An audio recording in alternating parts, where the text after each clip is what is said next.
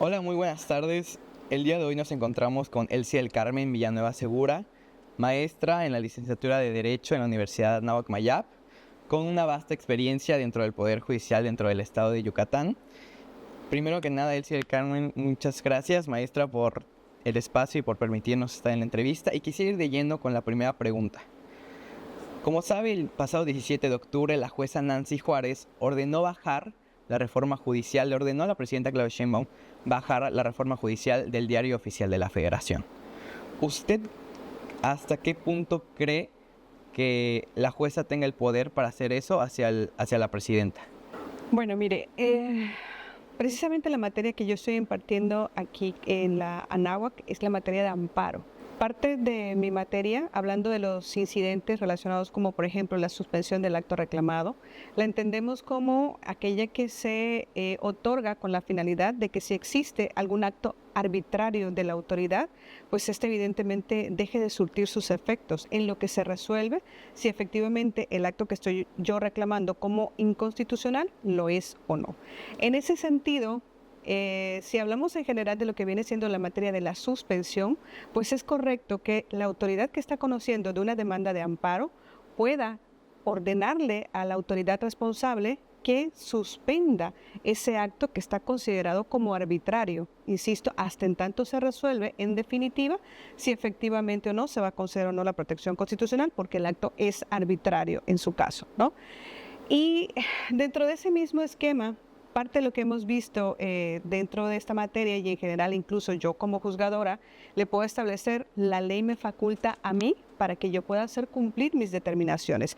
Ya no solamente dentro del ámbito local, que es donde yo soy juez, sino efectivamente igual en materia de amparo, las autoridades tienen facultades para hacer cumplir sus determinaciones.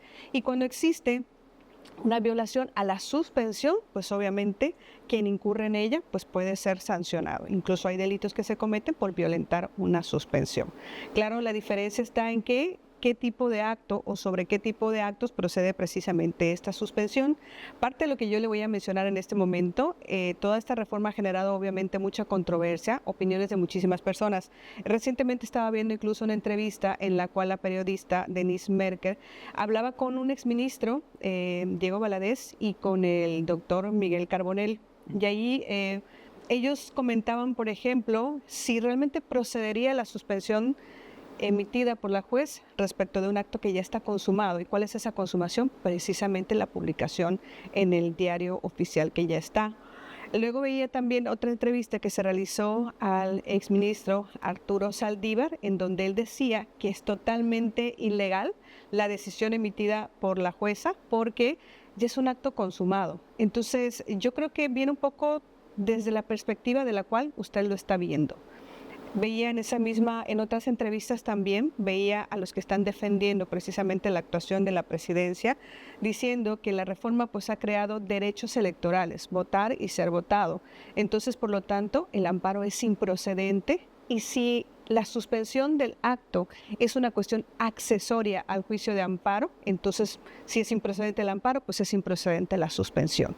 Pero entonces habrá que determinar cuál es la realidad de esta reforma. ¿Es una reforma de tipo electoral que prohíbe poder promover un amparo y por ende la suspensión?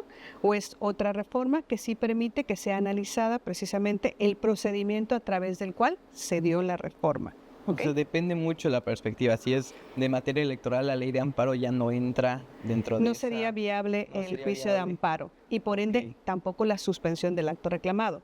Pero parte de lo que decían igual quienes están inconformes con la postura de la presidenta es que dicen que finalmente todas las autoridades tenemos que acatar la ley, nadie debe estar por encima de la ley. Incluso si la presidenta tiene una postura válida sobre que es improcedente el juicio de amparo, pues lo correcto sería combatirlo por la vía correspondiente para que entonces le digan a la juzgadora que esto no es correcto, que por lo tanto no se puede tramitar este juicio de amparo. ¿Me explico? O sea, si llevar un proceso y no decir no, el no vamos a bajar la reforma dentro del Diario Oficial de la Federación. Lo correcto sería que a través del proceso correspondiente combata la orden que le ha dado, por así decirlo, la juez de distrito. Claro. Y ahora, ¿usted qué opina de que después de esta orden de la jueza Nancy Juárez, la presidenta Claudia Sheinbaum dijo que iba a tramitar una denuncia a la jueza Nancy Juárez por hacer este mandato.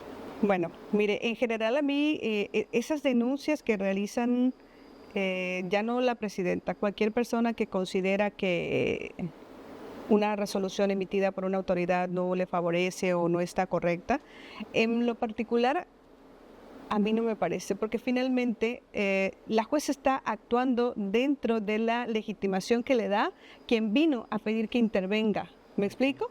Es decir, ella no actuó por sí misma diciendo, aquí hay un acto violatorio, voy a ordenar la suspensión.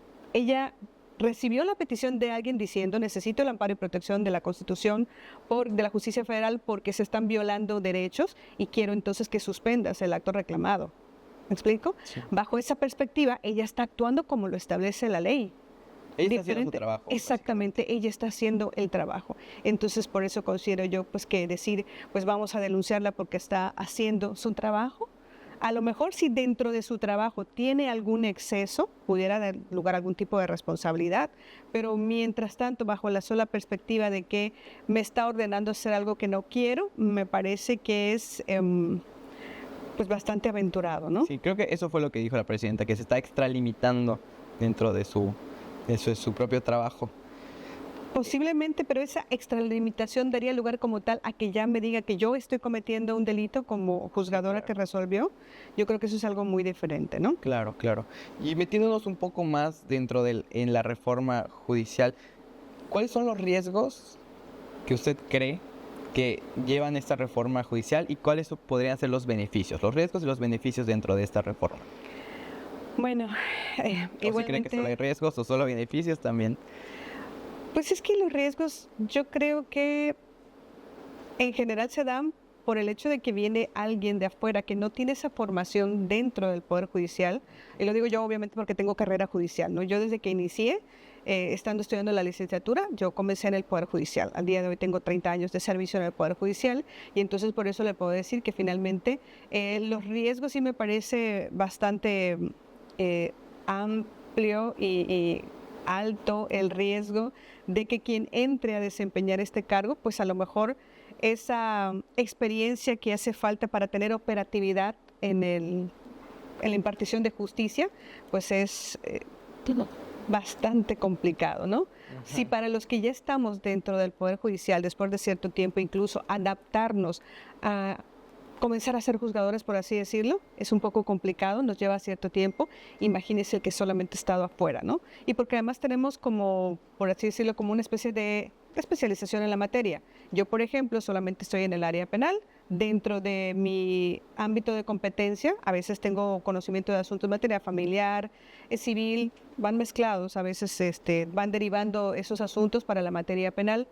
Pero, por ejemplo, el que ha estado litigando fuera, pues a lo mejor solo está dedicado igualmente al área civil, a lo mejor solamente está dedicado al amparo, materia familiar, y entonces esa parte de la experiencia que nos da cuando estamos inmersos ya dentro del Poder Judicial, sobre todo en la carrera judicial, para saber igual cómo se realizan pues algunas notificaciones, por ejemplo, ese escalafón nos va dando cierta experiencia, es decir, antes de ser yo jueza, fui proyectista, fui actuaria, y esto nos va dando la posibilidad de conocer cada parte del trabajo que estamos desempeñando, y el que está fuera no.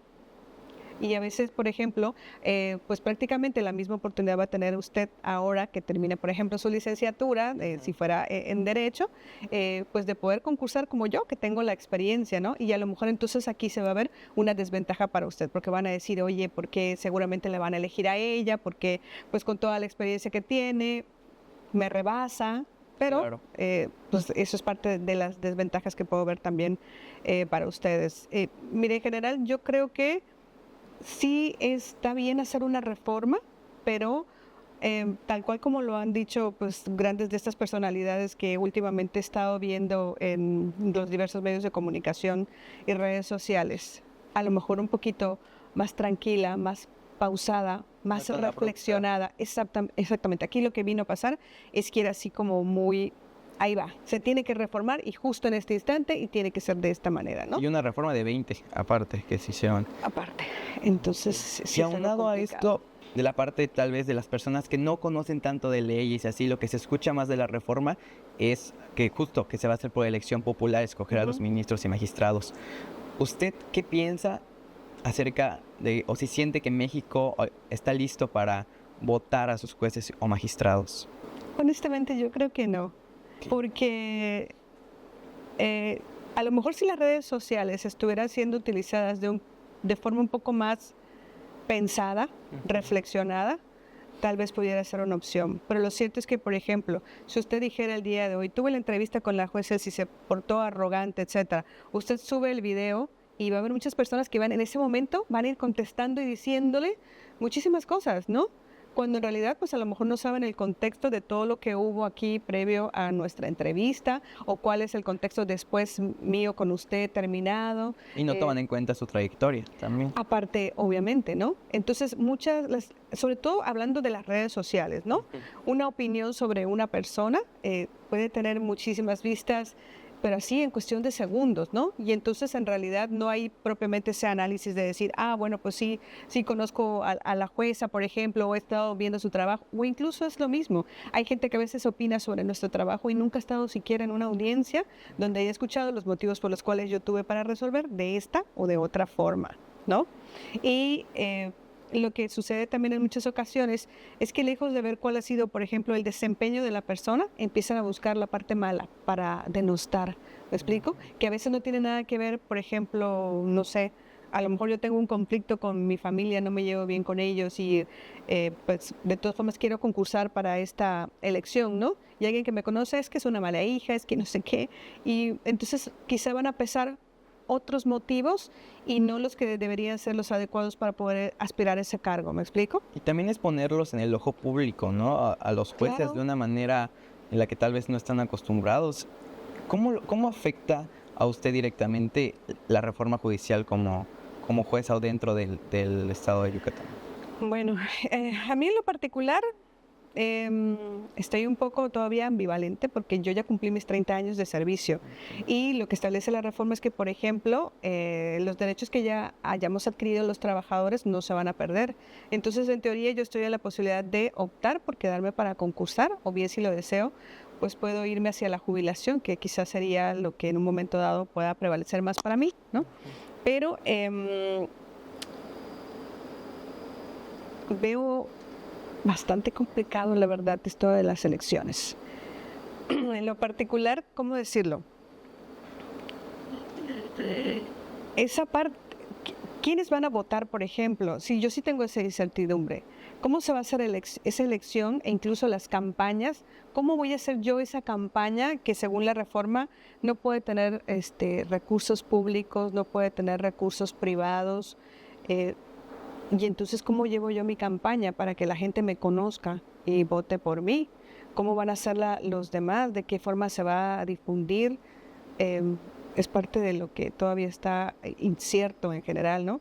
Entiendo que para esto, pues quizá aquí los locales son los que van a legislar y establecer esas formas, pero al menos como está hasta este momento la reforma, al menos esa parte de la elección, pues sí me genera esa inquietud, ¿no? Claro, sí, porque, insisto, no sé cómo van a ser estas oportunidades para que nosotros salgamos a decir por qué necesitamos que voten por nosotros.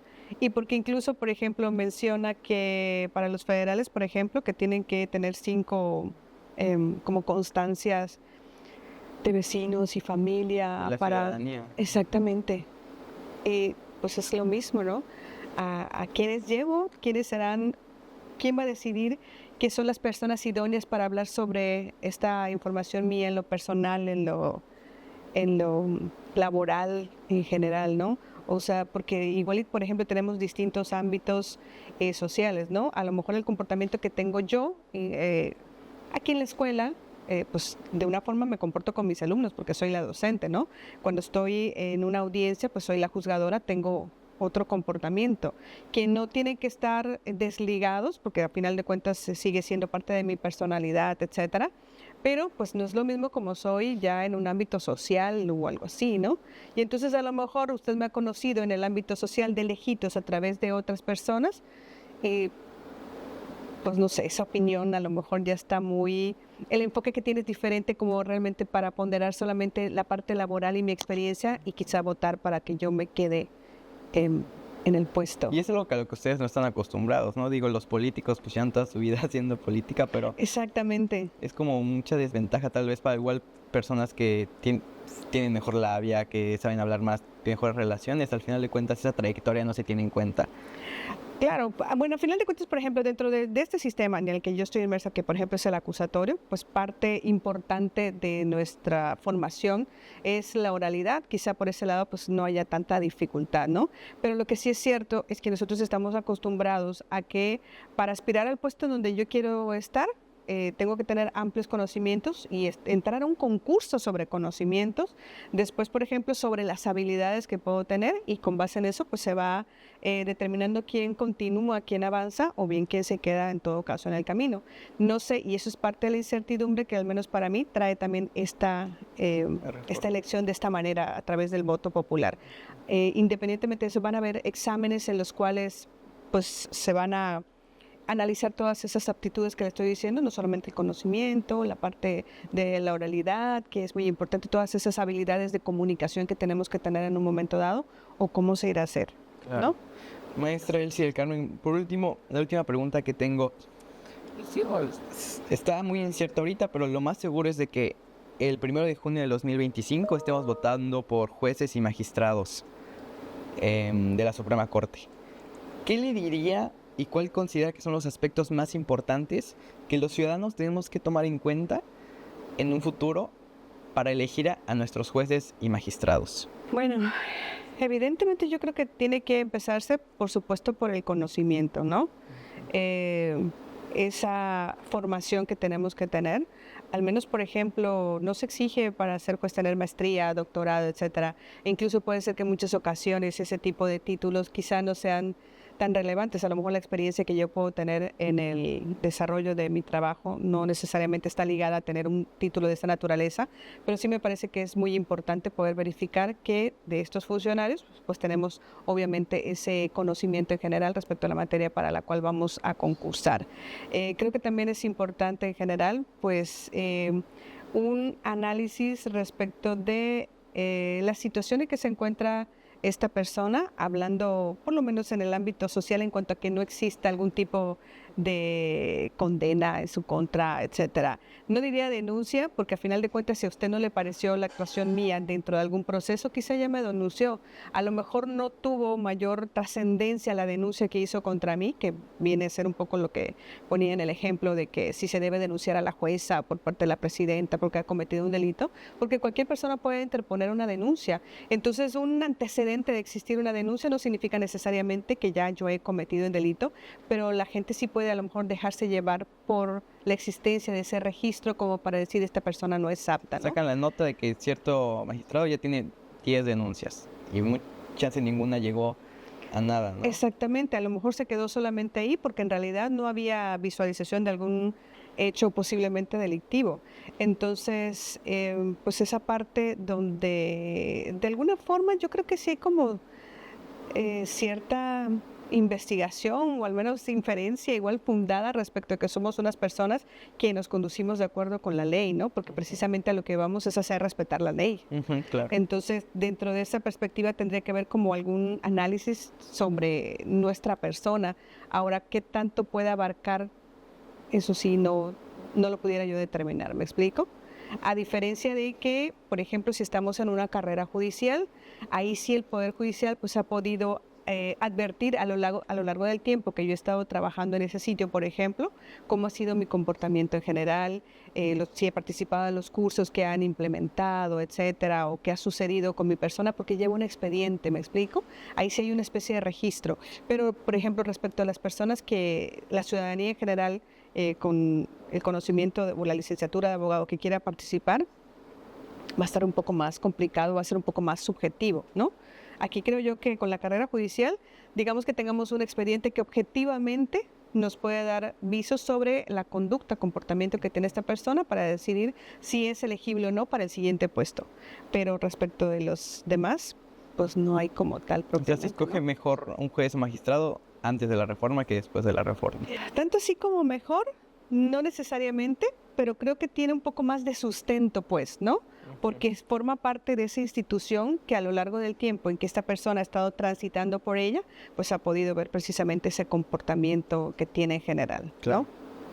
Maestra Elsie del Carmen, muchísimas gracias. Ya tiene Gracias clases a desde las usted. 5:30. Sí, Muchísimas gracias por su tiempo. Me encantaría poder entrevistarla muchísimas más horas más. Me encantó la entrevista y espero que nos podamos ver pronto. muy bien, Le deseo el muchas mejor de los gracias. éxitos. Muchas gracias. Gracias a usted.